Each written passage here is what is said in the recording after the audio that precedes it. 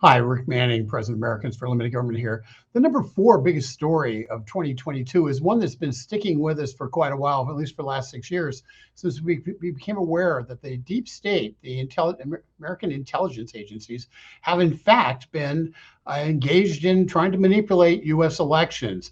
And it's become even more clear now that we have Elon Musk letting Twitter emails out for all of us to see.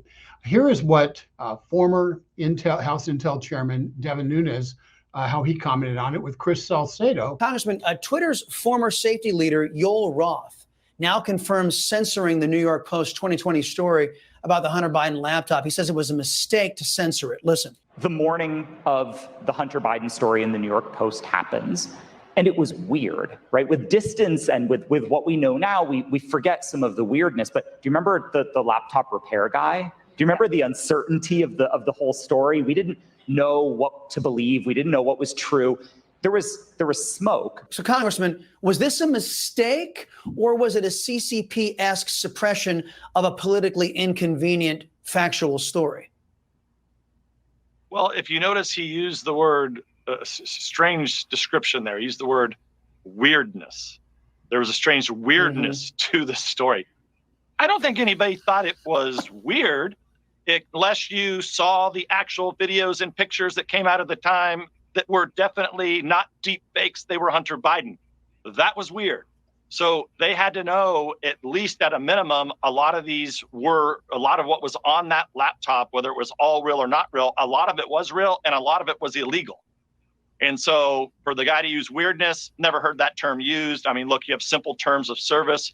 Look, it's not always easy. I will tell you, at Truth Social, we're a family-friendly platform. So, we don't let you get on there and do illegal activity. And sometimes, that can be a judgment call.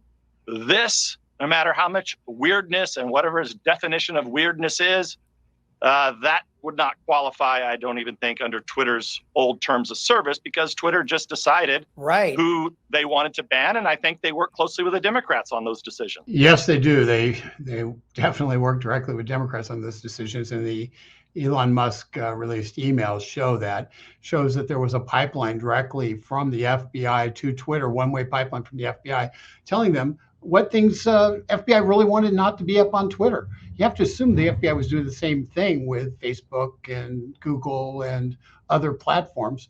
Ironically, Yoel Roth, in those emails, he comes out as being kind of one of the good guys, as strange as it may seem, because he was the one pushing back, saying, I don't know if we should be pulling this. And somebody else, James Baker, who was with the Department of Justice, he was one of the lead people in the Russia collusion scandal, all totally made up by the Department of Justice. He was one of the lead people involved in that Russia collusion hoax. And so he leaves the Department of Justice, he gets fired, and he goes off and says, I'm going to go be with Twitter as their associate general counsel. And he's the one who gets briefed directly by the FBI using his top secret clearance to justify the briefing. Yes, we now know that there was direct FBI intervention in the 2020 election. They put the thumb on the scale. They would not allow information to come out that was extremely damaging to Joe Biden. And it wasn't damaging just because Hunter Biden is really a bad guy, okay?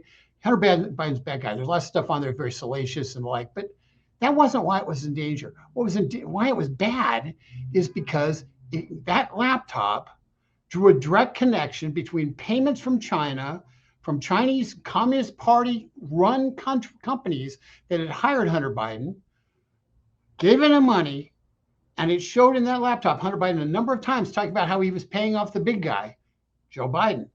Okay, it provides a direct financial link between Joe Biden and the Communist Party of China. It provides a direct financial link between Joe Biden and the Burisma natural gas company out of Ukraine, the Ukrainian oligarch. And that's what the FBI was hiding. And oh, by the way, the FBI had the Hunter Biden laptop in 2019.